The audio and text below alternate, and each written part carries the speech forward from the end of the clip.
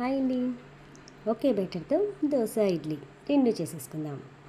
ముందుగా దీనికోసం మనకి ఇడ్లీ రసం దొరుకుతుందండి.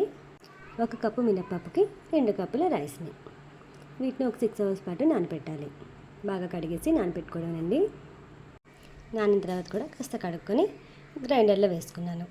గ్రైండర్లో వేసుకున్నాక వెంటనే కూడా వేసేసుకోవచ్చండి మనం, లేదా ఒక 1-2 అవర్స్ పెట్టుకున్నా కూడా బ్యాటర్ బాగుంటుంది.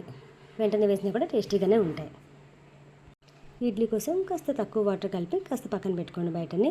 దోశ కోసం అయితే కొంచెం పలుచగా కలుపుకోండి. చూసారు కదా, నేనైతే చిన్న బౌల్లో వేసుకున్నాను.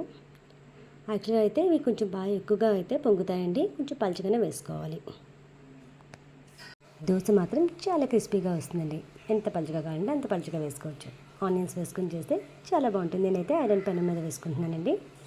చూసారు కదా, ఇడ్లీ అయితే రెడీ అయిపోయింది. దోశ ఇడ్లీ సాంబార్ చట్నీ అంటూ ఎంజాయ్ చేస్తూ మరి తినేచ్చండి. నేనైతే చట్నీ మాత్రమే చేస్తానే.